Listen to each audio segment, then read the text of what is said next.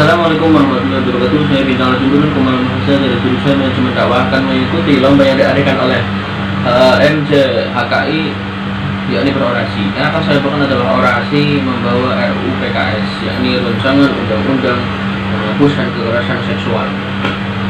Mungkin banyak yang belum tahu mengapa kita harus menolak RUU PKS ini.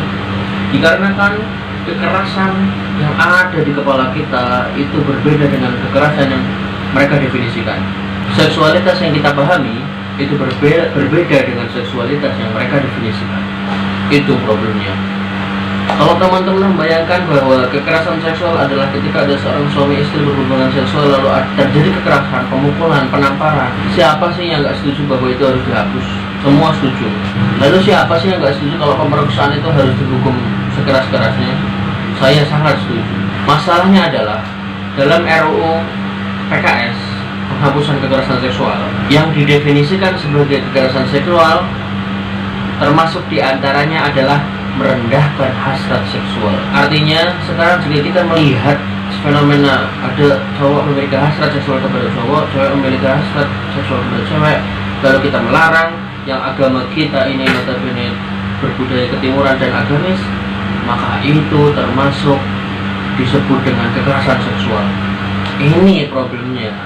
Ternyata yang dimaksud oleh RUU PKS ini, kekerasan seksual itu bukan melulu kekerasan fisik. Ketika kita merendahkan hasrat seksual seseorang, maka itu juga dinamakan kekerasan seksual. Bahkan dalam draft awal yang saya baca, memang sudah tidak ada lagi di situ tercantum seperti itu. Tapi di sini kita bisa melihat kronologisnya, kita bisa melihat apa ideologi di balik RUU PKS ini. Dalam draft awal dinyatakan bahwa termasuk cara berpakaian pun itu termasuk seksualitas. Ini kan berbahaya sekali. Bila kita memiliki anak laki-laki yang ingin berpakaian perempuan, itu adalah hak mereka. Jika kita melarang, itu adalah kekerasan seksual. Bila kita memiliki anak perempuan yang ingin berpakaian seperti laki-laki atau disuruh berhijab tidak mau, lalu kita memaksa, itu adalah kekerasan seksual yang mereka definisikan seperti itu. Jadi di sini kita bisa melihat ideologi di balik RUU ini adalah liberalisme, kebebasan. Yang mereka perjuangkan adalah kebebasan seksual. Dan itu bisa kita lihat lebih jelas lagi dari cara mereka mendefinisikan kekerasan yang dimaksud dalam RUU ini.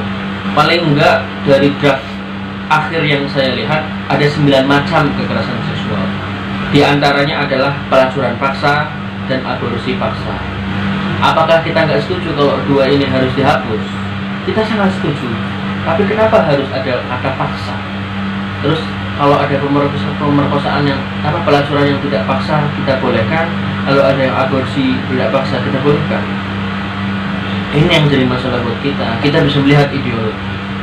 Kalau ditanya pasal mana sih yang membolehkan zina, nggak ada. Itu dari filosofi, landasan berpikir. Kalau kita lihat RUU-nya, masalah agama, Pancasila, itu tidak ada. Jadi wajar jika RUU ini membawa wajah pemikiran yang sangat kebaratan, yakni kebebasan seksual, sangat sekuler, sangat liberal. Jadi jelas bagi kami RUU ini mewakili pemikiran yang sekuler dan liberal.